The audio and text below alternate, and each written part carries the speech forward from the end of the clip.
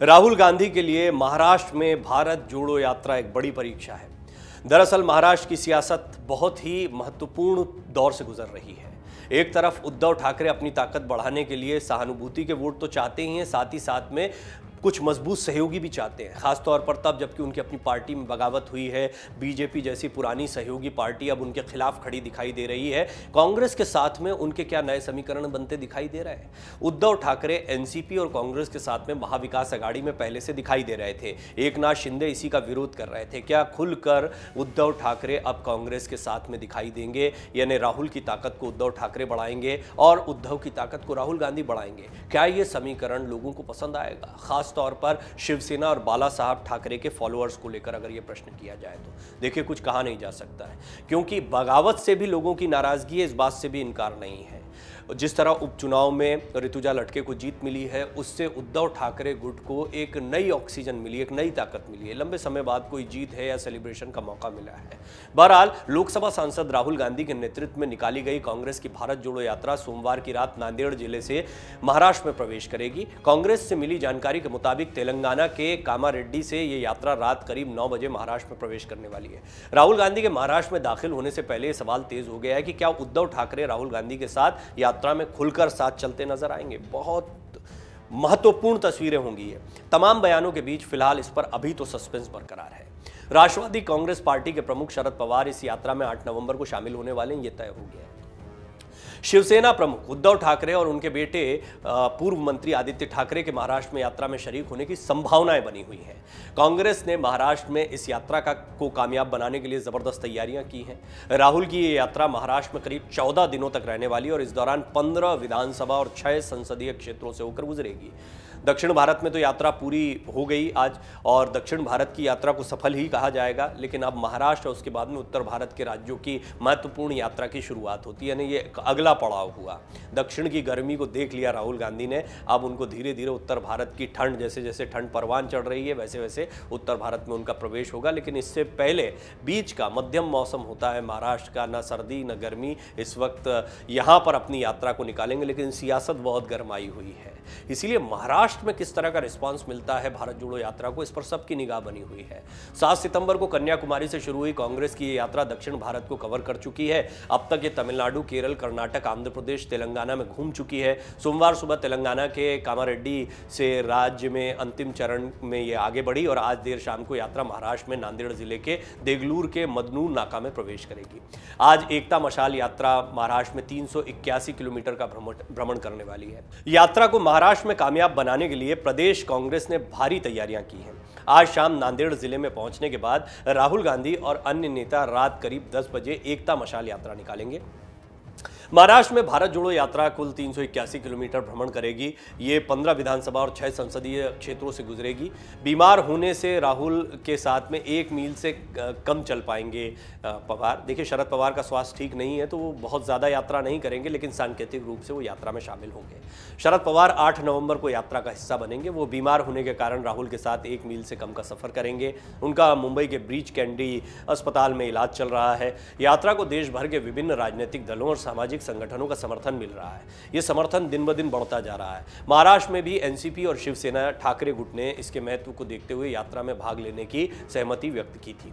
ठाकरे ने अभी यात्रा में शामिल होने की पुष्टि नहीं की। उन्होंने यात्रा का स्वागत किया, इसे एक महत्वपूर्ण प्रयास बताया, लेकिन वो खुद यात्रा में शामिल होंगे या शिवसेना प्रमुख उद्धव ठाकरे के अलावा पूर्व मंत्री उनके बेटे आदित्य ठाकरे राहुल की यात्रा में शामिल होंगे, इसको लेकर अभी कोई पुष्टि नहीं हुई है। हालांकि दोनों के लिए राहुल की यात्रा में शामिल होने की संभावनाएं जताई जा रही हैं। बहरहाल शिवसेना के उद्धव बाला साहब ठाकरे धड़े से अरविंद सावंत और मनीषा कायंडे यात्रा में शामिल होंगे।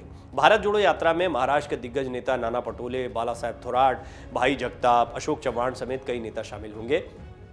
केरल के वायनाड के सांसद राहुल गांधी अपनी इस यात्रा से पहले भी अपने रवैये, अच्छी फिटनेस और तेज़ चलने की शैली के लिए तारीफ़ें बटोर चुके हैं।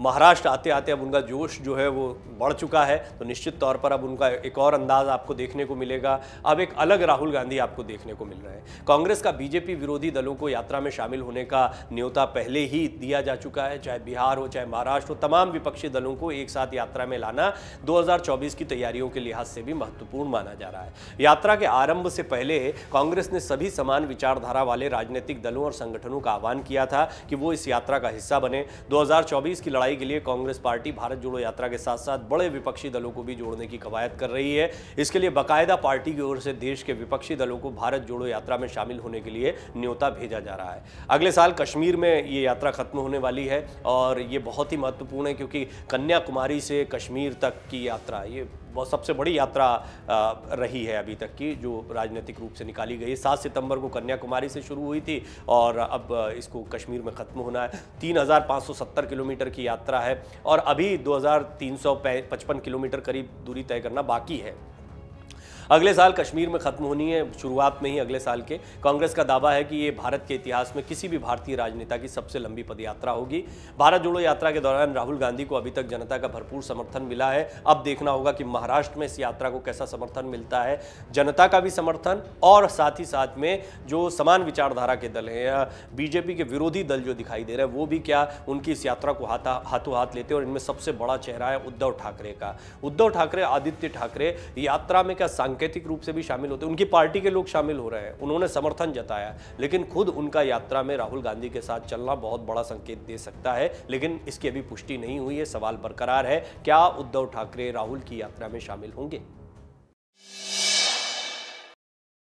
राहुल गांधी की भारत जोड़ो यात्रा महाराष्ट्र पहुंचने वाली है। साथ ही इस यात्रा के असर का अंदाजा इस बात से लगाया जा सकता है कि बीजेपी की राज्य इकाई में इसको लेकर एक खलबली देखने को मिल रही है। बहुत साफ है कि बीजेपी जानती है दक्षिण में जिस तरह का रिस्पांस मिला, अगर महाराष्ट्र में भी वैसा ही रिस्पांस मिलता है तो आने वाले दिनों में कांग्रेस यहां पर खुद को फिर से खड़ा कर पाएगी। लिहाजा अभी तक बीजेपी के निशाने पर कांग्रेस महाराष्ट्र में नहीं आती थी, लेकिन जैसे ही भारत जोड़ो यात्रा की एंट्री हो रही है एक जबरदस्त खलबली बीजेपी के खेमे में देखने को मिल रही है। इसका अंदाजा बीजेपी के बड़े नेताओं के बयानों से लगाया जा सकता है। दरअसल महाराष्ट्र बीजेपी के प्रदेश अध्यक्ष चंद्रशेखर बावनकुले ने राहुल गांधी की पदयात्रा पर निशाना साधा है और अभी तक आप देख रहे थे कि इस तरह के कोई बयान नहीं आ रहे थे। उन्होंने कहा कि राहुल की पदयात्रा तो ठीक है लेकिन उस पर बड़े नेताओं का कब्जा हो गया है। यात्रा को ठीक बता रहे हैं, वो ये मानते हैं कि ये यात्रा बहुत असरदार है, लेकिन यात्रा में बड़े नेता हावी हो रहे हैं, कार्यकर्ताओं को मौका नहीं मिल पा रहा है। ये बात बीजेपी कह रही है, वो छोटे स्तर के कार्यकर्ताओं तक नहीं पहुंच पा रहे हैं और इससे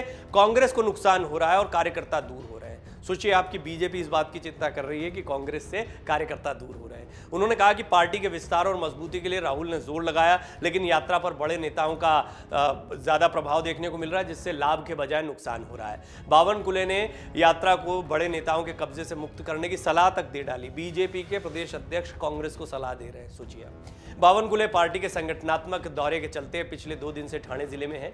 शनिवार को उन्होंने ठाणे शहर में मीडिया से खुलकर बातचीत की। मुख्यमंत्री एकनाथ शिंदे और एनसीपी सुप्रीमो शरद पवार की मुलाकात के बारे में पूछे जाने पर उन्होंने कहा कि सभी को अपनी पार्टी को बढ़ाने और बचाने का अधिकार है। कुछ लोगों को लग रहा होगा कि उनके लोग उनसे दूर जा सकते हैं, ऐसे में मुलाकात के जरिए उसे ठीक करने की कोशिश हो सकती है। उद्धव ठाकरे पर हमला बोलते हुए बावनकुले ने कहा कि कपटी और बेईमान लोगों को जनता जरूर सबक सिखाती है। यह अब तक का इतिहास रहा है। ठाकरे ने देवेंद्र फडणवीस की पीठ में छुरा घोंपा, इसलिए उन्हें सत्ता से बेदखल होना पड़ा और अब जनता उन्हें सबक सिखाएगी। बतौर मुख्यमंत्री उद्धव ठाकरे 18 महीने मंत्रालय नहीं गए और अब महाविकास अघाड़ी राज्य से बाहर जाते उद्योग को लेकर वर्तमान सरकार पर आरोप प्रत्यारोप कर रहे हैं। ये उन्हें पहले सोचना चाहिए था। सिर्फ फेसबुक से सरकार नहीं चलती, उसके लिए जनता के बीच जाना जरूरी होता है। बावनकुले ने कहा कि उद्धव ठाकरे पर शरद पवार ने जादू टोना किया था। पवार के ट्रैप में आकर उद्धव ने प्रामाणिकता खो दी थी। अपने और बेटे की खातिर उन्होंने सभी को दांव पर लगाया था, इसलिए आज उन्हें इतना खराब दिन देखना पड़ रहा है। स्मार्ट सिटी में हुए भ्रष्टाचार को लेकर बीजेपी ने ठाणे मनपा में सत्तासीन शिवसेना पर आरोप लगाया था और केंद्रीय नगर विकास मंत्री हरदीप पुरी से शिकायत की थी और जांच की मांग की थी। शिंदे शिवसेना के साथ में आने पर भ्रष्टाचार का मामला ठंडे बस्ते में पहुंच गया है।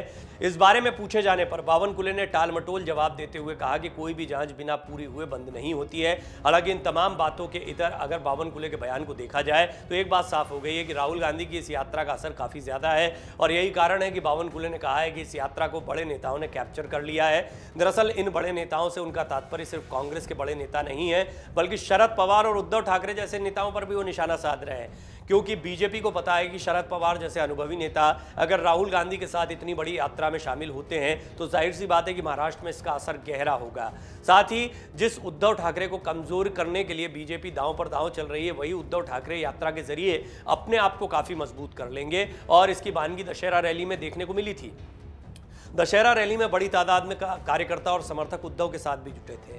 साथ ही जब ऐसे बड़े आयोजन किए जाते हैं तो फिर कार्यकर्ताओं का झुकाव भी काफ़ी ज़्यादा हो जाता है पार्टियों की तरफ। निश्चित तौर पर कोई इवेंट होगा और उसमें उद्धव ठाकरे शामिल होंगे तो उनके साथ कार्यकर्ता भी जुड़ सकते हैं उनके पुराने। जाहिर सी बात है, जो कार्यकर्ता निष्क्रिय हो गए वो भी एक्टिव हो जाएंगे। इन्हीं सब बातों की बौखलाहट एक तरीके से या खलबली जो है वो बीजेपी खेमे में देखने को मिल रही है। बावनकुले का बयान ये बताता है कि बीजेपी महाराष्ट्र में राहुल गांधी की इस यात्रा को कितनी गंभीरता से ले रही है। सबसे महत्वपूर्ण बात ये कि ये यात्रा सिर्फ अकेले राहुल गांधी की नहीं है, इस यात्रा में उद्धव ठाकरे और शरद पवार भी शामिल हो सकते हैं। उद्धव ठाकरे, आपको याद होगा कि कई यात्राओं के जरिए लगातार संवाद करने की कोशिश कर रहे थे। आदित्य ठाकरे भी संवाद की कोशिश कर रहे थे।